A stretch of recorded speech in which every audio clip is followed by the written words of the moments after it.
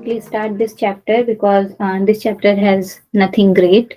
So I'll just quickly go through the slides with what I have written. Okay. In this chapter, you just have to remember the effects of these gibberellin cytokinins and plant growth hormones. So these are the things that are very important. Other than that, if any questions have been asked, so they have been asked from the point differentiation, redifferentiation, and dedifferentiation. So, first of all, what is growth? Then we will start. Growth is what? According to you, we have already studied growth now in the first chapter. Each and every organism have the capacity of growth. Yes, Sana. Yes, ma'am. Hmm. So, what is growth? First of all, it is what? It is characteristics of living being. It is characteristic of living being. Characteristics of living being. And then second what? It is irreversible. एक बार growth हो जाता है वापस से थोड़ी जाएंगे पीछे. It is irreversible. Okay. So how does plant do growth? For plants, growth is unlimited. Okay. For plants, growth is in unlimited because they continue to grow throughout their life. So plant growth have the meristems which they use for their continuous growth in their whole life. Plant का क्या है, कोई plant एक seed से develop होगा young plant में और वो यंग प्लांट कंटिन्यू करेगा ग्रोथ, कंटिन्यू ग्रोथ करेगा, continue growth and then die. So there is no such maturation or stopping by. Each and every plant continues to grow. Okay. Now coming into the slide, what are the slides saying? The life of a plant is what? Initiate from a single cell called zygote. Each and every life start from a single cell zygote. All the structure of plant, root, stem, leaf, flower have arise from seed in germination. Seed itself develops from fertilized ovum. इसमें गलत लिखा है. Itself develops from fertilized ovum present in the ovary. So seed कैसे बना है? Seed बना है जब ओवम एक फर्टिलाइज्ड ओवम कंप्लीट हो जाता है, then they will be forming seed and that seed we put them in the soil and then seed develops into young plant, then young plant starts its growth and development and everything goes on. Okay. So first process is what? Seed ka germination. Then how only then root, stem and leaves will develop. So germination is what? Seed germination by absorbing water through micropyle. Micropyle कहाँ होता है? Seed के अंदर होता है. We have seen the structure of micropyle. Then the food present in seed get mobilized by the activation of enzyme like amylase, lipase, proteinase, transported to the embryo. Then radicle grows first, followed by the growth of either epicotyle or hypocotyle.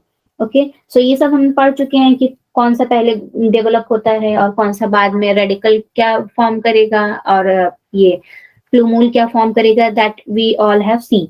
Okay.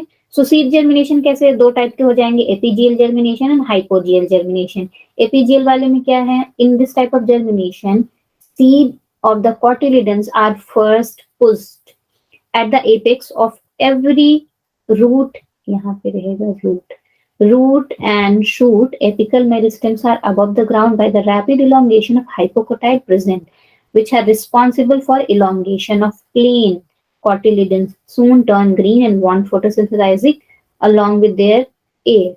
This is known as primary growth of एपिफोन, रिनार, dolichos, bean. Okay.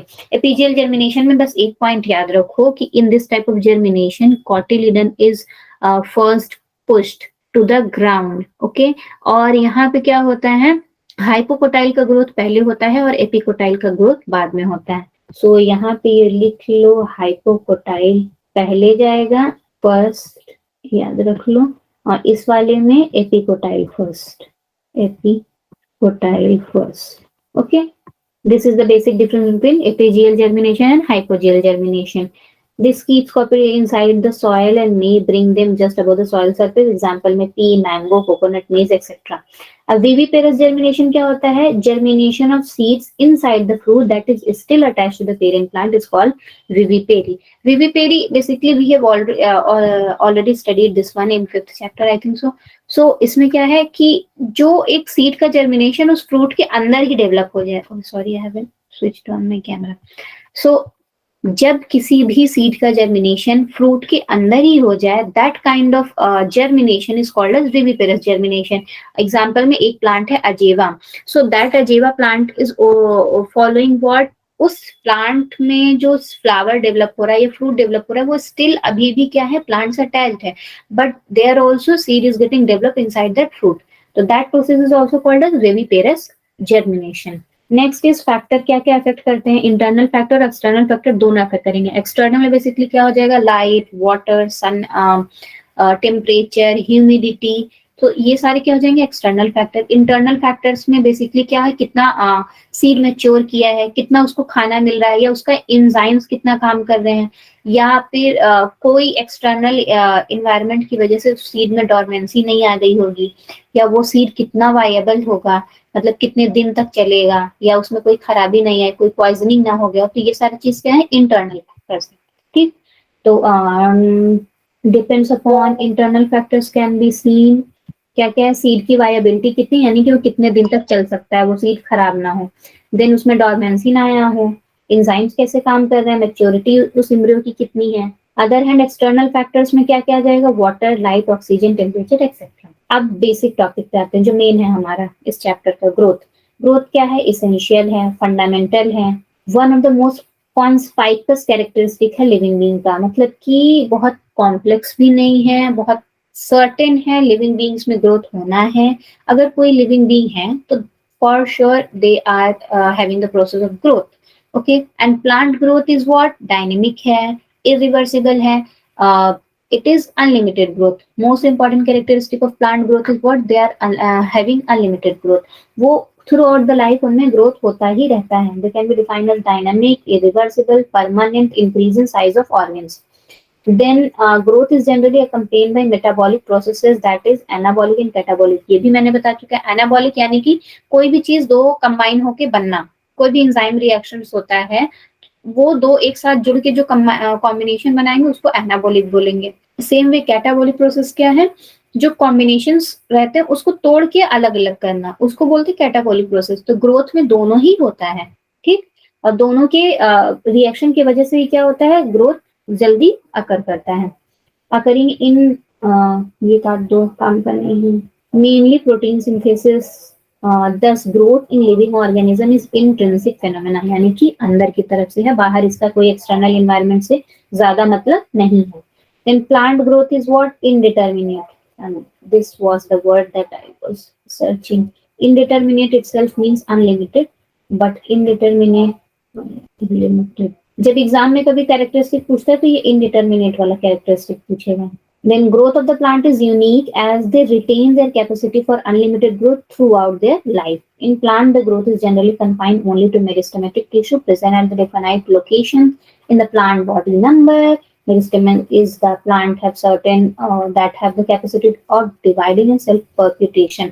देखो इसमें क्या बोल रहा है कि जितना भी ग्रोथ प्लांट के पास है या जो भी प्लांट ग्रो कर पा रहे हैं, that is only due to the activity of this meristematic cells, and this meristematic cells are present in different location. They are at different sites, and like lateral meristem, intercalary and apical meristem. तो हर अलग अलग जगह पे present रह के वो लोग क्या करते हैं, एक प्लांट का ग्रोथ ही परफॉर्म करते हैं. देन प्लांट का ग्रोथ किस किस तरह से हो जाएगा, we have also studied primary growth, secondary growth. Primary growth में क्या है, रूट और शूट बढ़ते हैं. सेकेंडरी ग्रोथ में वी हैव सीन कैम्बियम के थ्रू सेकेंडरी ग्रोथ होता है. लैटरल जो मोटापा बढ़ाते हैं पेड़ में, वो सब क्या है, सेकेंडरी ग्रोथ का कमाल है. कॉर कैम्बियम जो ये सब अपने लाइफ में ग्रोथ करते हैं, वो सब है सेकेंडरी ग्रोथ. ओके, और प्लांट ग्रोथ एक और चीज इंपॉर्टेंट है प्लांट ग्रोथ में कि ये मेजरेबल है, मतलब हम लोग किसी भी प्लांट का ग्रोथ मेजर कर सकते हैं. Plant growth is measurable. ठीक, Next one is what the new cells will be the division of meristematic cells to lose the ability to divide and make the plant body, the form of growth. ये अभी आएगा, इसको हम लोग बोलते हैं जो डिवीजन की एबिलिटी खो देते हैं तो वो लोग डिफरेंशिएट कर जाते हैं. अभी इसमें पूरा आएगा differentiation. The form of growth in which newly produced cells are always added to the body of the plant by the activity of meristem is called open form of growth. अब देखो जो भी ग्रोथ मेरिस्टेमेटिक एक्टिविटी से होगा उसको हमेशा क्या बोलेंगे, open form of growth. And otherwise जो मेरिस्टेमेटिक एक्टिविटी से जो ग्रोथ नहीं हुआ उसको क्लोज फॉर्म ऑफ ग्रोथ बोलेंगे. ठीक, but open form of growth इसलिए बोलते हैं क्योंकि 99% of growth is done by meristematic activity of the cell. Okay, and those cells we do not divide or they lose their ability of division, they go into the maturation. जब maturation में चले जाते हैं तो उसको हम लोग बोलते हैं कि प्लांट्स में वो सेल डिफरेंशिएट हो गए हैं या वो टिश्यू डिफरेंशिएट हो गया है. So the process of attaining the maturity of the tissue and not dividing, that process is called differentiation. अभी ये और भी आएगा डिफरेंशिएशन कैसे होता है, फिर डी डिफरेंशिएशन कैसे हो जाएगा, फिर उसी में री डिफरेंशिएशन आएगा. तो ये तीनों टर्म एक दूसरे से इंटर रिलेटेड है. Later we will see, but इतना जान लो अभी कि we are studying the growth and growth is irreversible change and growth in plant occurs throughout their life and growth is unlimited in the plant growth is also measurable. So these are few points that we have to learn from this slide. Okay, now what are the regions of growth?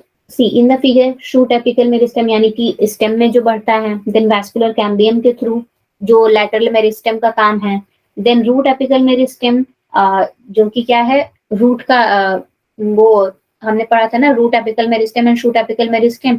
तो जो stem को बढ़ाना या stem की growth में help करना, that is the function of shoot apical meristem. And whatever the growth root is taking and root is forming, that is the function of root apical meristem. और बीच में जो root का गर्थ बढ़ाना, मोटापा बढ़ाना, that is the function of lateral meristem.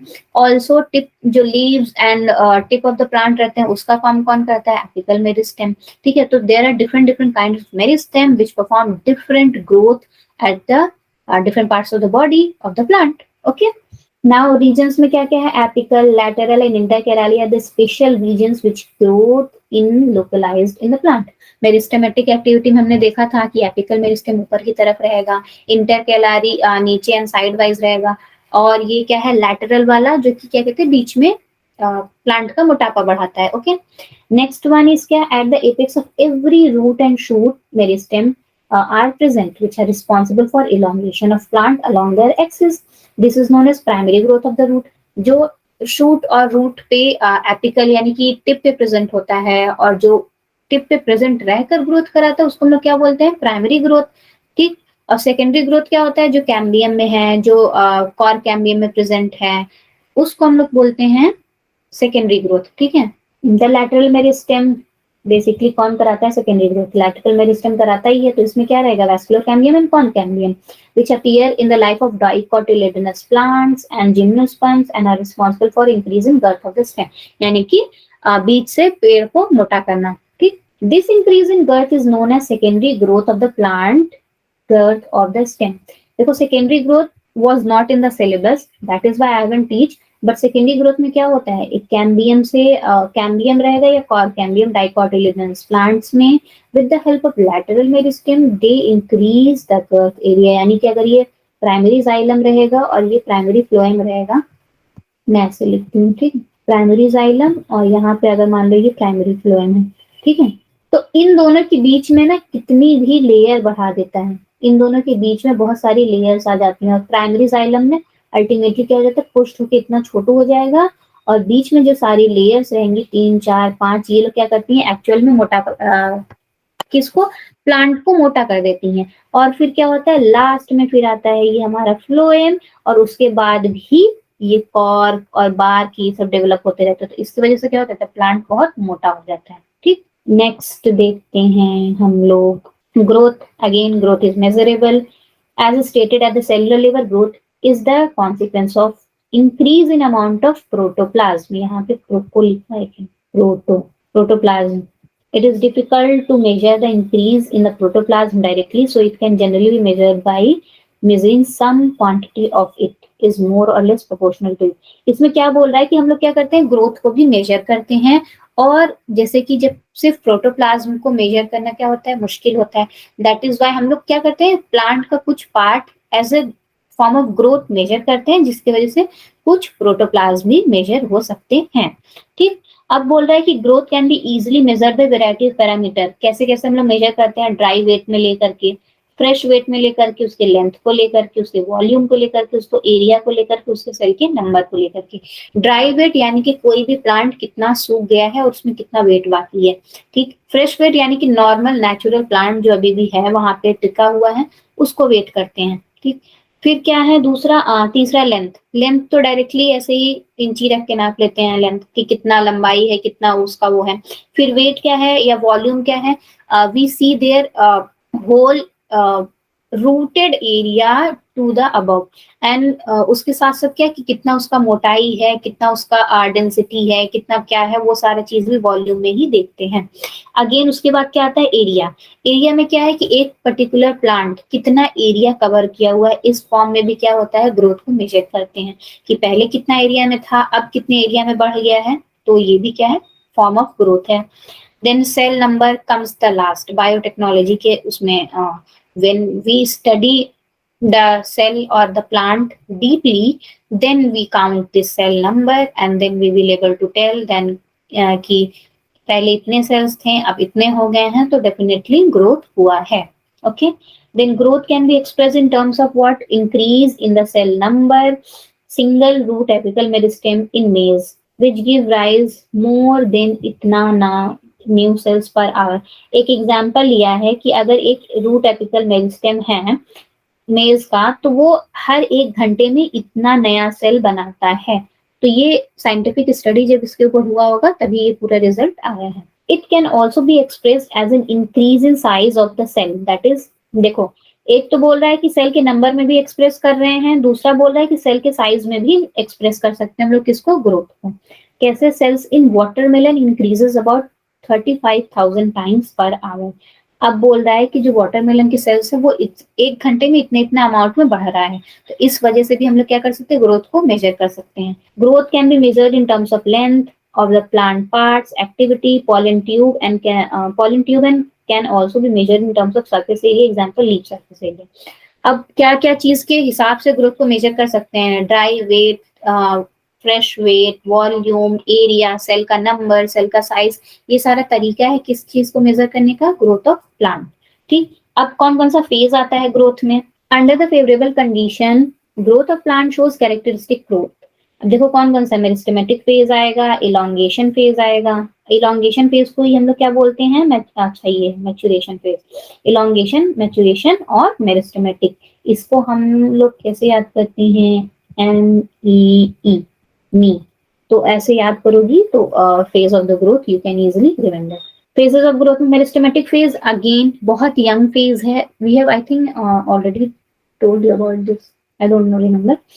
तो पहला क्या है, प्लांट बहुत यंग है, छोटा प्लांट है तो रैपिडली डिवाइड करेगा, यानी कि कोई भी छोटी चीज अगर बनी है लिविंग बींग्स में, तो वो पहले बहुत जल्दी एक्टिवली डिवाइड करती है। अपने आपको मैच्योरेशन फेज में ले जाना उसका सबसे प्राइम मोटिव होता है, whether it is a human being, whether it is an animal being, whether it is a plant being और एनी बैक्टीरियल और फंगल बीइंग, कोई भी चीज है लिविंग बीइंग में, तो वो क्या है, अगर वो यंग फॉर्म में है, then being in young form, they actively divide themselves. In young form, they are most active and they perform all the activity very rapidly. Same here, plant में भी क्या है, मेरिस्टेमेटिक एक्टिविटी बहुत ज्यादा high रहेगी और कॉन्स्टेंटली सेल क्या रहेंगे, डिवीजन में जाएंगे।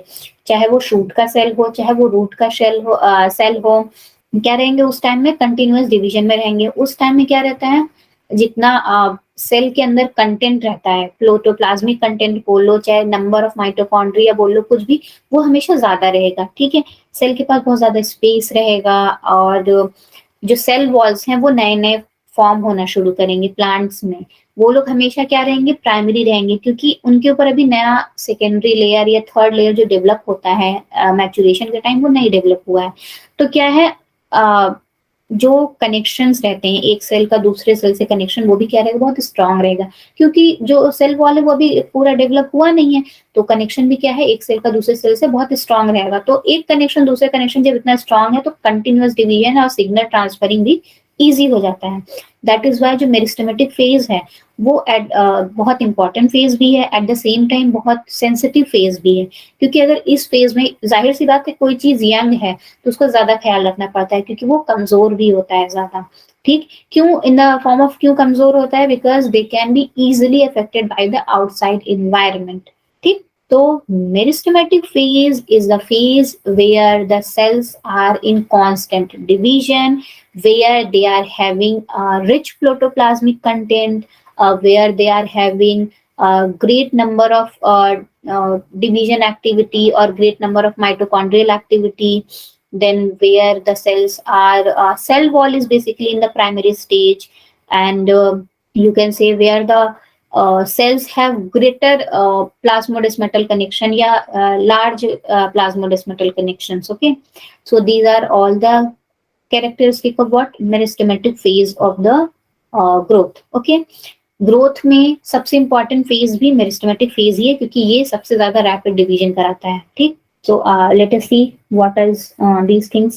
The cells that constantly dividing, that is both at the apex of the root and shoot, represent the meristematic phase. Okay, features क्या क्या है भाई, सेम चीज देखो, rich in protoplasmic content, has large conspicuous nuclei, nuclei भी बड़ा होता है। देखो this one I haven't told, space मैंने बताया लार्ज स्पेस होता है, लार्ज स्पेस के साथ साथ देखो न्यूक्लियाई भी बड़ा है।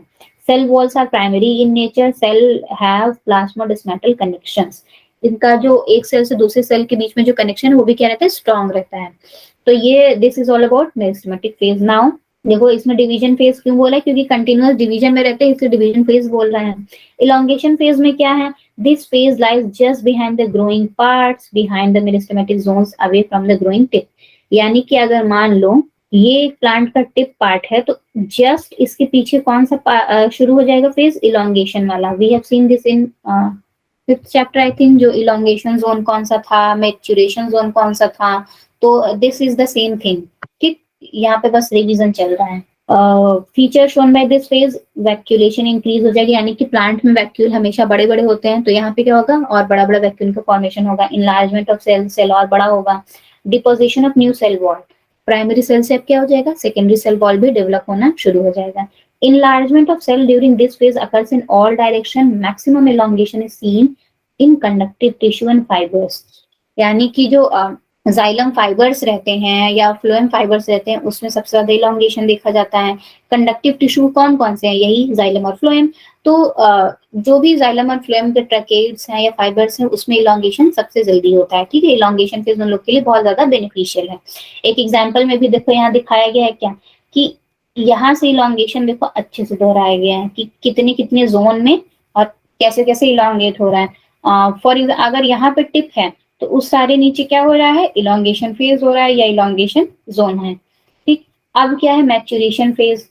मैच्योरेशन फेज में क्या हो रहा है, just behind the phase of elongation there is a phase of maturation, it occurs further away from the apex, यानी कि टिप से और दूर होगा, यानी कि और नीचे और दूर पे।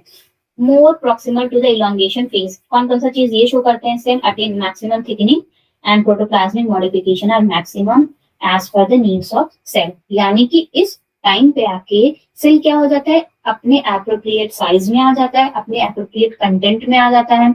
इस फेज में सेल वॉल भी तीनों डेवलप कर जाएंगी, प्रोटोप्लाज्मिक कंटेंट भी पूरा हो जाएगा, सेल की एक्टिविटी थोड़ी कम हो जाएगी। यहाँ पे अब जो कंटिन्यूअस डिवीजन चल रहा था उसमें सब कुछ सेल डिवाइड करेंगे, they will think that whether I have to divide further और I just have to get differentiated, मतलब कि अपना सेल डिवीजन करते रहें या स्टॉप करके डिफरेंशिएट हो जाए, अपना सेल डिवीजन रोक दें। दो cells which stop cell division हो क्या हो जाते हैं, मैच्योर हो जाते हैं, वो पैरेंकाइमेटस सेल्स फॉर्म कर लेते हैं। ठीक, तो इसमें यहाँ पे मैच्योरेशन फेज के बाद ही डिसीजन लेते हैं प्लांट सेल्स की what they have to choose. Then growth rate, growth rate is defined as what, it is increased growth per unit time, एक टाइम में कितना पर्टिकुलर टाइम में कितना ग्रोथ हुआ है, इसको हम लोग बोलते हैं क्या, ग्रोथ रेट। और कैसे एक्सप्रेस करते हैं हम लोग, मैथमेटिकली एक्सप्रेस करते हैं। अर्थमेटिक ग्रोथ रेट होता है और एक और होता है geometric growth rate. Basically you have to see this diagram, देखते हैं। अर्थमेटिक ग्रोथ रेट में क्या होगा? Somatic cells increase in number due to mitosis. In this type of growth occur by mitosis, mitotic cell division. देखो ये चीज याद रख लो कि ये कैसे होता है, माइटोटिक सेल डिवीजन की वजह से ग्रोथ होता है। कौन सा? Arithmetic growth. Only one daughter cell continues to divide while others follow. The cells that are continuously dividing both at the apex differentiation and attains maturity. यानी कि एक ही सेल, देखो यहाँ से ये पर्टिकुलर सेल है, डिवीजन में जा रहा है, फिर ये डिवीजन में जा रहा है, ये जो सेल्स हैं वो नहीं डिवाइड कर रहे हैं। देखो ये सेल डिवाइड किया, फिर उसमें से ये कंटिन्यूअसली डिवाइड कर रहा है, ये लोग क्या है वैसे ही आगे ग्रोथ में जा रहे हैं। अगर ये डिवाइड करके देखो फिर नंबर में बनाया तो ये दोनों एग्जिट कर ले रहे हैं डिवीजन, फिर वही एक सेल, फिर ये ग्रोथ करके फिर नंबर में बढ़ा रहा है, फिर ये लोग सब भाग जा रहे हैं। तो इसमें क्या हो रहा है अर्थमेटिक ग्रोथ में कि एक पर्टिकुलर सेल कंटिन्यूअस डिवीजन में कर रहा है, एक से दो बना, उस दोनों में से कोई एक क्या करेगा? डिवाइड करेगा, एक रेस्ट कर लिया, फिर उसमें से एक दो बना, फिर उसमें से एक डिवाइड करेगा, एक रेस्ट करेगा। तो this is the arithmetic growth rate. ठीक, इसको कैसे एक्सप्रेस करते हैं? L is equal to L plus RT, ये फॉर्मूला है, ये फॉर्मूला याद रखना। विथ टाइम इसका ग्राफ भी you have to remember, because graph can be asked in exam. Height of the plant अगर कैसे बढ़ रहा है टाइम के साथ, दोनों क्या करते हैं? एक साथ जाते हैं। ठीक, अब देखो लेंथ है, L क्या लेंथ है, T is the time, L0 क्या है? जब प्लांट का हम लोगों ने स्टार्ट किया था उसका ग्रोथ लेना, तो L0। Then R is what? Growth rate या elongation per unit time.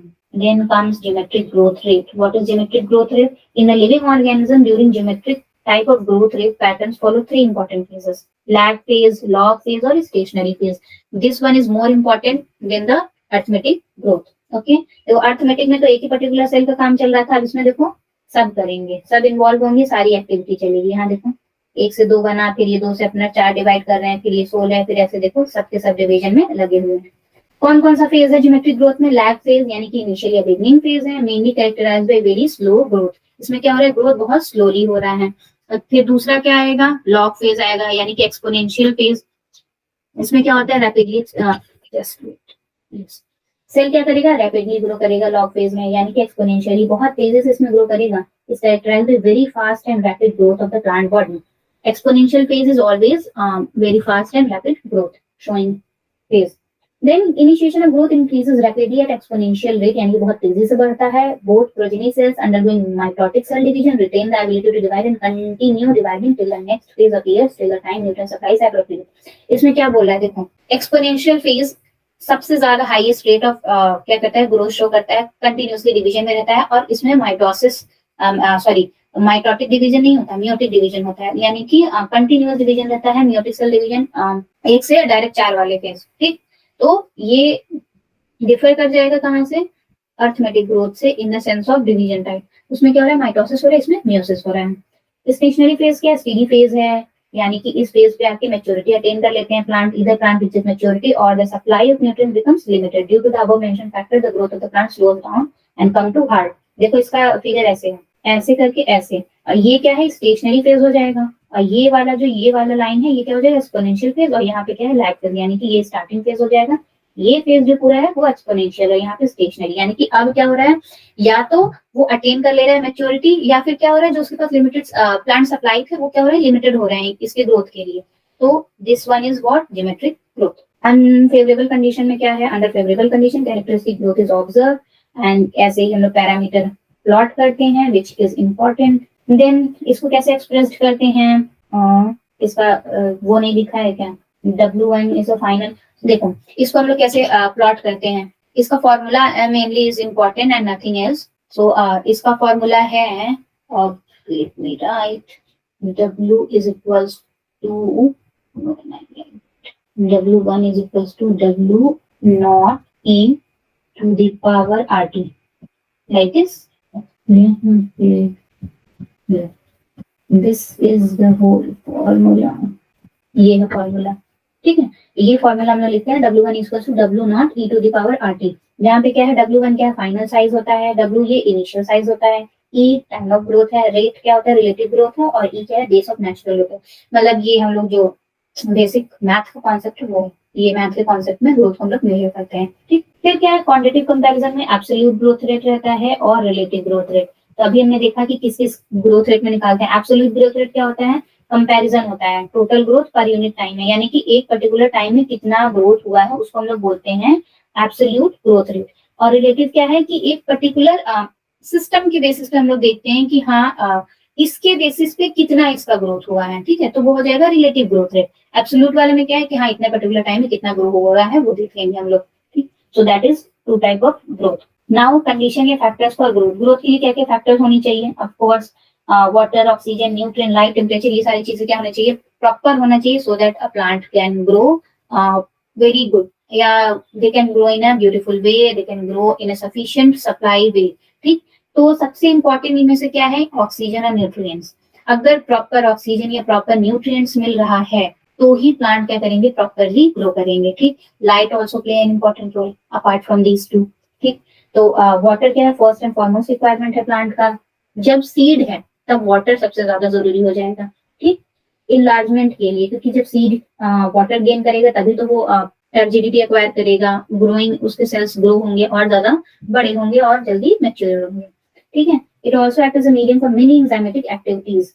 Then oxygen, it helps in releasing metabolic essential energy for their growth activities, nutrient, micronutrient, macronutrients, बहुत ज्यादा इसमें आई थिंक चैप्टर नंबर 12 में है macro micro, तो ये सारे role भी क्या करते हैं प्लांट ग्रोथ के लिए अफेक्ट करते हैं। Then light, requirement of light is called photoperiodism. अभी हम लोग देखेंगे कुछ प्लांट ऐसे होते हैं जो लाइट के प्रेजेंस में जल्दी ग्रो करते हैं, कुछ प्लांट ऐसे हैं जो ठंडी इन्वायरमेंट में जल्दी ग्रो करते हैं। So it is all definitions of plant की। जो लाइट के प्रेजेंस में ग्रो करते हैं उसको हम लोग बोलते हैं फोटो पेरियोडिज्म। जो ठंडी चीजों में ग्रो करते हैं या दे नीड चिलिंग ट्रीटमेंट, उसको हम लोग बोलते हैं vernalization. So there are certain terms जहाँ पे प्लांट जिस फेवरेबल कंडीशंस में ग्रो करें। तो लाइट में क्या है, खाना बनाने के लिए सबसे इंपॉर्टेंट लाइट ही होता है प्लांट के लिए, and it also determine root and shoot growth. Then temperature for normal and appropriate growth of the plant, optimum temperature necessary होता है जो कि हमेशा क्या है 25 से 3 डिग्री रहना चाहिए। अब आते हैं differentiation, the important part. Differentiation, D differentiation and re differentiation, ये तीनों चीजें एक दूसरे से इंटर रिलेटेड है। डिफरेंशिएशन हमेशा किस में जाएगा, डी डिफरेंशिएट हो जाएगा, यहाँ पे लग जाएगा क्या, dedifferentiate, and then again they will redifferentiate, ठीक। इसको ऐसे समझो, मान लो डिफरेंशिएशन से पहले क्या होता है, मेरिस्टेमेटिक एक्टिविटी चलती रहती है, ठीक है, मेरिस्टेमेटिक एक्टिविटी। इसको सोचो ऐसे कि अगर मान लो if we want to eat something very badly, ठीक है, फ्रॉम अ वीक सिंस, कि मान लो अगर मैं कहूँ कि मुझे छोला भटूरा खाना है, कि कंटिन्यूअसली एक हफ्ते से हम ये सोचे कि मुझे छोला भटूरा खाना है, मुझे छोला भटूरा खाना है, बट हम एक हफ्ते से उसको खा नहीं रहे, अपना काम करे जा रहे। एक दिन पर्टिकुलरली संडे को मेरा माइंड करे कि नहीं आज हम खा के रहेंगे चाहे कुछ हो जाए। तो सेम वे क्या है, मेरिस्टेमेटिक एक्टिविटी कंटिन्यूअसली अपना काम करती रहती है, बट उसमें से कुछ सेल क्या रहते हैं, डिवीजन में सोचते हैं कि जाएं या रहें डिवीजन से। तो some cells get mature and they take themselves out of their division phase. Same way जैसे कि अगर हम एक पर्टिकुलर दिन अपने आप को डिसाइड कर लें कि हाँ हमें छोला भटूरा आज मंगाना है और हम मंगा लेंगे, ठीक, तो मतलब कि हम अपनी एक्टिविटी को क्या कर लिए, डिफरेंशिएट कर लिए, यानी कि हम अपने जो चीज था उसको अचीव कर लिए। सेम वे अब डिफरेंशिएट कर लिया, अब हम छोला भटूरा खा रहे हैं, हमें नहीं पसंद आ रहा है, ठीक है, हम एक बार खा लिए, गए अच्छा नहीं था, जहां से मंगाया था नहीं मंगाएंगे वहां से, ठीक। तो अगेन अब हम लोग क्या कर रहे हैं, अपने बात को रिकंसीडर कर रहे हैं कि हाँ अब हमें वहां से नहीं जाना है या हमें वहां जाके नहीं खाना है, ठीक। अब हम लोग वापस से अपनी जो डिवीजन एक्टिविटी थी उसको लूज करके वही वापस पुराना काम कर रहे हैं। वापस से फिर क्या हो जाएगा, खा पी के जगह काम कर लिया, दोबारा हम लोग क्या कह रहे हैं कि अब हमें वहां नहीं जाना है, ठीक, वापस से हम अपना काम करने लगे। तो इसको हम लोग क्या बोलेंगे, डी डिफरेंशिएशन, यानी कि the cells which have decided not to divide, they develop some meristematic activity after some time, ठीक है।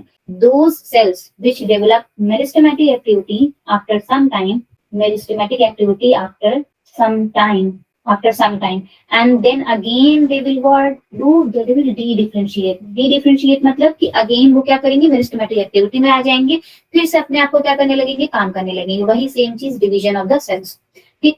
अब फिर से वापस क्या हो रहा है, इन लोगों को लग रहा है कि अरे जो कर रहे थे वही सही था, मतलब कि whatever we were doing वो ज्यादा सही था, यानी कि again they will get mature and they will stop the division, then they will again what, redifferentiate. इसको हम लोग बोलेंगे रीडिफरेंशिएट।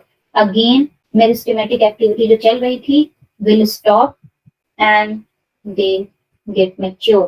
जैसे कि हम सेम वही चीज की अगर हम लोग मान लो कह रहे हैं कि अपना काम कर रहे हैं, एक हफ्ते हो गया, छोला भटूरा खा लिए, अब जब खा लिए तो वहां क्या कह रहे हैं कि दोबारा वहां नहीं जाना है हम, ठीक है, लेकिन हम लोग क्या करते हैं, अगली बार फिर वहीं जाते हैं, ठीक। अब जब फिर वहीं जाते हैं, फिर वैसा ही टेस्ट मिलता है गंदा सा, तो फिर हम लोग कहते हैं नहीं, आपकी बारी तो नहीं जाना है। तो सेम वे वही सेम चीज यहाँ पे भी हो रहा है। मेरिस्टेमेटिक एक्टिविटी एक बार हो रही है, कंटिन्यूअसली डिवाइड हो रहा है, उसमें से कुछ सेल्स क्या हो जाते हैं, they get mature and they get differentiate, ठीक। After differentiation they get lost the ability of division, लेकिन उनको वो चीज अच्छा नहीं लग रहा है, अब वो डिवीजन की एबिलिटी लॉस्ट कर चुके हैं, लेकिन फिर भी मन भटक रहा है, तो लोग उसमें क्या करते हैं, again they develop the meristematic activity, यानी कि फिर से वो लोग डी डिफरेंशिएट कर जाते हैं, इसके लिए फॉर द डिवीजन, ठीक। वो अपने आप को डिवीजन करने के लिए वापस से डी डिफरेंशिएट करेंगे, अगेन वो डी डिफरेंशिएट कर रहे हैं, डिवीजन कर रहे हैं, मेरिस्टेमेटिक एक्टिविटी परफॉर्म कर रहे हैं, करते करते थक जाते हैं, फिर से उसमें से कुछ सेल क्या हो जाते हैं, some cells again become mature and stop the division part, and then ये क्या कहलाएगा, रीडिफरेंशिएशन।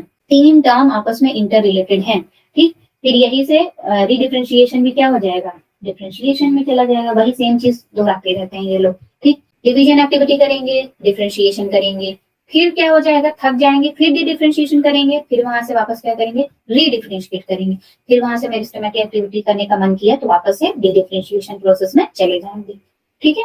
एनी डाउट, मेरिस्टेमेटिक एक्टिविटी करना, फिर स्टॉप कर देना, फिर करना, फिर स्टॉप कर देना, फिर करना, फिर स्टॉप कर देना, ये किसका नेचर है, प्लांट में ग्रोथ का। इसी सारे तीनों प्रोसेस को हम लोग बोलते हैं डी डिफरेंशिएशन, डिफरेंशिएशन एंड रीडिफरेंशिएशन, ठीक। सबसे पहला टर्म आएगा डिफरेंशिएशन, क्यों, क्योंकि ये पहली बार एक्टिविटी परफॉर्म होती है जब मेरिस्टेमेटिक एक्टिविटी अपना डिवीजन स्टॉप करती है।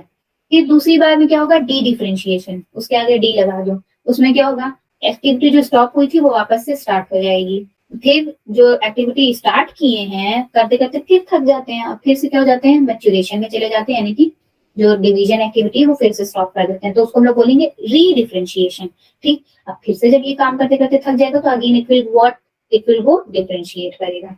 ऐसे सर्कल बना के याद रख लो, डिफरेंशिएशन सर्कल में जाएगा, डी डिफरेंशिएशन, फिर ये डी डिफरेंशिएशन फिर जाएगा किसमें, रीडिफरेंशिएशन में, और फिर वापस से डिफरेंशिएट होंगे, तो ऐसे याद रहेगा। ये थक जाएगा तो इसमें जाएगा नहीं, यहाँ से ये सर्कल याद रखना, फिर एक्टिविटी कैसे याद रखना है, यहाँ मैच्योरेशन एक्टिविटी, ये थक जाएगा तो ये यहाँ से जाता है 1 स्टेप, फिर ये थक जाएगा तो यहाँ आएगा 2 स्टेप, फिर ये यहाँ से यहाँ, फिर ये यहाँ से वापस से यहाँ 4 स्टेप, तो ऐसे याद रखना है। मैच्योरेशन एक्टिविटी जब थक जाते हैं कुछ सेल्स तो वो डिफरेंशिएट कर लेते हैं, फिर वो डिफरेंशिएट करते करते भी बोर हो जाते हैं कि हम एक ही जगह बैठे हैं, कुछ कर नहीं रहे हैं, तो फिर वो लोग क्या करेंगे, डी डिफरेंशिएट कर लेंगे, अगेन वो लोग डिवीजन एक्टिविटी परफॉर्म करने लगेंगे, फिर करते करते फिर मन उठ जाता है, तो फिर लोग क्या करते हैं, रीडिफरेंशिएट कर लेते हैं, यानी कि अब नहीं डिवाइड करेंगे, लेकिन फिर बैठे बैठे उठ जाते हैं तो फिर क्या कर लेते हैं, डी डिफरेंशिएट कर लेते हैं। So this is all about these 3 concept. Any doubt, any doubt? No ma'am. Okay, so differentiation during growth, meristematic cell divides by mitotic division to form daughter cells. Then the cells from the root and shoot, apical meristem, cambium, other cambium tend to differentiate and mature to perform a specific function. This act of differentiation of cells, which lead to maturation of the cell, an organ to perform a specific function, is called differentiation. देखो इसमें ये line याद रखना, the act of differentiation of cell which led to maturation of cell, an organ to perform a specific function, ये process है differentiation का। Definition particularly यही है, ये 3 लाइन, ठीक है, कि अपने आप को मैच्योर करके एक पर्टिकुलर फंक्शन परफॉर्म करने पे ही कर देते हैं, लाइक पेरेंकाइमेटस सेल्स। अगर कोई पेरेंकाइमेटस सेल्स फोटोसिंथेसिस में तो उसी में रहता है, या कोई पेरेंकाइमेटस सेल्स कोलेनकाइमेटस हो तो वैसा ही रहता है, तो वही सेम चीज यहाँ बोल रहे हैं। एग्जांपल में देखो, cell tend to lose their protoplasm in order to form tertiary element, example में ये दिया हुआ है। तो डी डिफरेंशिएशन क्या कह रहा है, the living differentiated sales also show another interesting phenomena during which they regain the capacity to divide mitotically under certain conditions. They regain the capacity to divide mitotically.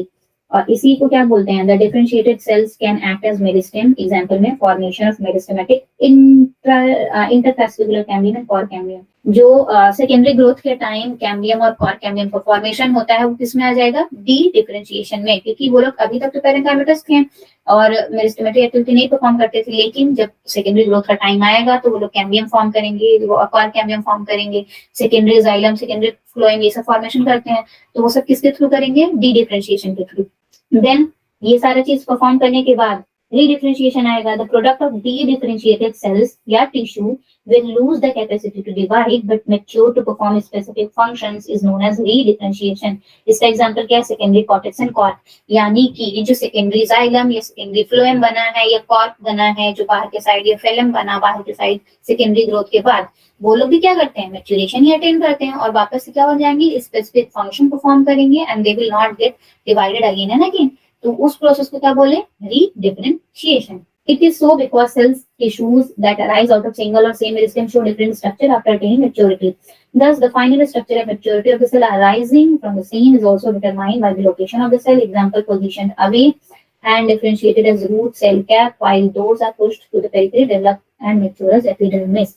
इसमें वही सेम चीज बताया कि secondary growth के बाद अलग अलग जगह पे अलग अलग टाइप के सेल बनते हैं और जब जो जहां जहां जिस जिस जगह पे बना है वो क्या करेगा, उस जगह का फंक्शन परफॉर्म करेगा, यानी कि उस पर्टिकुलर स्पेसिफिक फंक्शन को परफॉर्म करेगा। They will gain the maturity level, then they will not divide. इसीलिए ये तीनों क्या है, इंटर रिलेटेड बोल रहे हैं। Now come the topic of development. Development क्या है, it is a process that includes a series of change that an organism goes through during its life cycle from germination till senescence, यानी कि birth से death तक एक plant के अंदर कितना चेंजेस आया है, whether it is positive change और नेगेटिव चेंज या नेगेटिव ग्रोथ। नेगेटिव ग्रोथ जैसा कुछ नहीं होता, बट नेगेटिव चेंज या पॉजिटिव चेंज आया, या प्लांट बीमार हुआ, या प्लांट में कुछ हुआ, या इंजरी हुई है, या उसकी मेरिस्टेमेटिक एक्टिविटी बढ़ी है, या कुछ भी, तो वो सारा चीज किसमें आता है, ग्रोथ में आता है। ठीक, ग्रोथ में क्या क्या आएगा, सेल डिवीजन भी आएगा, डेथ भी आएगा, सेनेसेंस भी, यानी कि पत्तों का झड़ना, नए पत्तों का निकलना, देन मेरिस्टेमेटिक एक्टिविटी, प्लांट का ग्रोथ देखो, डिफरेंशिएशन में भी जाएंगे, मैच्योरेशन में भी जाएंगे, एक्सपेंशन। तो overall activity of the plant is called as development and growth itself is a part of development. ठीक है, ग्रोथ बहुत छोटा टर्म है, डेवलपमेंट के अंदर ही आता है। Then in broad terms development is the sum total of both, in broad terms में क्या है, sum total of both growth and differentiation in the plant. The developmental process of growth and differentiation is controlled by several intrinsic and extrinsic factors. Intrinsic factors में क्या हो सकते हैं, genetic factors हो सकते हैं, इंटरसेलुलर फैक्टर्स हो सकते हैं, लाइक एंजाइम की एक्टिविटी, प्रोटोप्लाज्मिक कितना लेवल है, या कौन कौन से बीमारी नहीं है कोई प्लांट को, तो ये सब क्या है, इंट्रिंसिक। एक्सट्रिंसिक में of course light, temperature, water, humidity, nutrition, ये सारा चीज। ठीक, देन प्लास्टिसिटी क्या होता है, it refers to a phenomena in which plant follow different pathway in response to the environment or masses of life forming different kind of structures। यानी कि environment से related एक plant अपने आप को कैसे different different structures में adapt कर लेता है, उसको बोलते हैं हम लोग क्या, plasticity। ठीक है, एंड इसका एग्जांपल में देखो हेट्रोफाइली दिया है फेनोमेना में, which are more than 2 type of leaves occur in the same plant। यानी कि एक प्लांट में हम लोग different different kind of plant भी देख सकते हैं, different different kind of leaves भी दिख जाता है, डिफरेंट काइंड ऑफ फ्लावर्स भी दिख जाता है।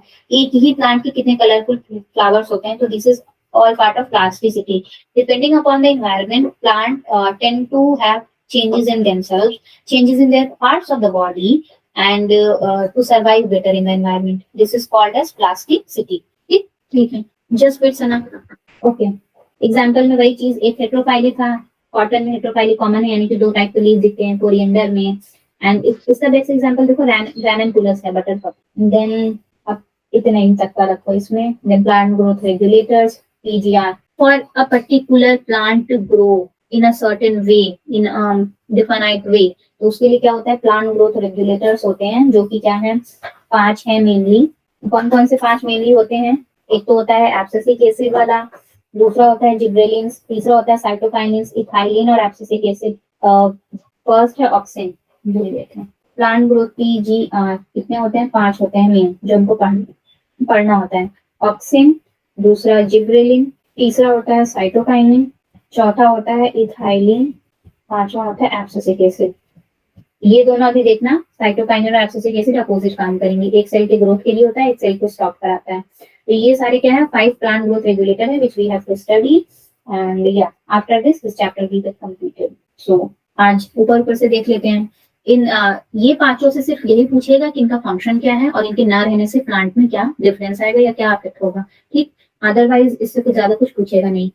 2 या 3 पॉइंट इस चैप्टर से इंपॉर्टेंट है। ये पांचों जो प्लांट ग्रोथ रेगुलेटर्स हैं उनसे क्वेश्चन आते हैं, या तो फिर यही डिफरेंशिएशन, डी डिफरेंशिएशन और रीडिफरेंशिएशन, इनसे क्वेश्चन आएगा। अदरवाइज बहुत एक्स्ट्रा कुछ आएगा तो ग्रोथ से ये अर्थमेटिक और ज्योमेट्रिक वाला growth part. So plant growth regulators क्या? It has been suggested from sufficient evidence that plants have certain chemical substances which helps to control the mechanism of growth. कौन कौन से सर्टेन सब्सटेंसेस हैं? वो certain substances को हम लोग क्या बुलाते हैं? फाइटोहॉर्मोन्स या प्लांट ग्रोथ हार्मोन्स, ठीक है। क्लासिफिकेशन में क्या क्या है? Plant growth regulators fall under following categories. देखो, इंडोल कंपाउंड्स यानी कि indole acetic acid, adenine derivatives होते हैं, कैरोटीनॉइड होते हैं, टर्पीन्स होते हैं, गैसेस। इन्हीं पांचों केमिकल के कंपाउंड्स में हमें प्लांट ग्रोथ रेगुलेटर्स देखने को मिलते हैं। या तो इंडोल के कंपाउंड्स रहेंगे, या तो टर्पीन्स रहेंगे, या तो गैसेस रहेंगे, या तो कैरोटीन के डिवाइसेस रहेंगे। तो इंडोल एसिटिक एसिड है, या अमीनो प्यूरिन काइनेटिन है, या एब्सिसिक एसिड है, कैरोटीन डेरिवेटिव्स। गिबरेलिक एसिड्स, बहुत सारे गिबरेलिक एसिड्स हैं, नियरली 100 गिबरेलिक एसिड होंगे which we have to GA3 I think which we have to study. Ethylene क्या है? ये राइपनिंग ऑफ द फ्रूट और फ्लावर में सबसे इंपॉर्टेंट पार्ट है इथाइलिन का। Then on the basis of function they perform a living plant body in broad terms. क्या क्या है? प्लांट ग्रोथ प्रमोटर्स कौन कौन से? इनहिबिटर। प्रमोटर में देखो तुम्हें 3 चीज मिलेगा, इनहिबिटर में 2 चीज आएगा। प्रमोटर में हमेशा ऑक्सिन, गिबरेलिन, साइटोकाइनिन, ये 3 प्रमोटर्स होते हैं। और जो 2 इनहिबिटर्स हैं, वैसे तो एक ही इनहिबिटर होता है। इथाइलिन को हम लोग ना इसमें प्रमोटर मिलेंगे ना इनहिबिटर मिलेंगे, वो बीच का रहता है, गैसेस फॉर्म में रहता है। बेसिकली उसका बस एक मेन, बहुत ज्यादा मेन फंक्शन याद रखना पड़ता है, it is helpful in ripening of fruits. Otherwise ethylene बहुत ज्यादा काम का नहीं है। और आजकल तो इथाइलिन का इंजेक्शन भी दिया जाता है प्लांट को जल्दी राइपन कराने के लिए। सो इनहिबिटर्स में कौन कौन सा है? एक है एब्सिसिक एसिड ही, और ग्रोथ वाले में ऑक्सिन, गिबरेलिन और cytokinin. Cytokinin and this abscisic acid are what? Opposite to each other. जो काम साइटोकाइनिन का है उसका अपोजिट किसका हो जाएगा? एब्सिसिक एसिड का। देखो प्रमोटर्स में क्या है? PGR that activate growth promoting activity, जैसे कि सेल डिवीजन, सेल का enlargement, tropic growth, pattern formation, flowering, fruiting, seed formation, ये सब क्या कहलाएंगे? Growth promoters. और जो इन सबको इनहिबिट करेगा वो क्या हो जाएगा? Growth inhibitors. These primarily function in response to wound and stresses of biotic and abiotic origin. They also involve various growth inhibiting processes like dormancy, abscission, etc. अब देखो इनहिबिटर्स का काम क्या होता है? जब प्लांट को कोई इंजरी है या प्लांट को किसी पर्टिकुलर स्ट्रेस या एबायोटिक फैक्टर से बचाना है, तब ये लोग ज्यादा यूजफुल होते हैं, ठीक। और कभी कभी एब्सिसिक एसिड के ज्यादा रिलीज से डॉर्मेंसी हो जाती है, सीड ग्रो नहीं कर पाता एंड सीड जर्मिनेट नहीं कर पाता, तो वो भी क्या है? एक तरह से प्लांट में ही इफेक्ट करता है। So plant growth regulators are the first one. इसमें आता है ऑक्सिन, सबसे पहला वाला। I think time is over, so tomorrow I am gonna take this. Yes, tomorrow this chapter will also get completed. इसमें बस यही बचा है, ये पांचों करके क्या है, कहाँ डिस्कवरी हुई थी, इनका फंक्शन क्या है, बस और कुछ नहीं बचा है। So I keep the class up to here today. See you tomorrow. Okay, any doubt in today's class?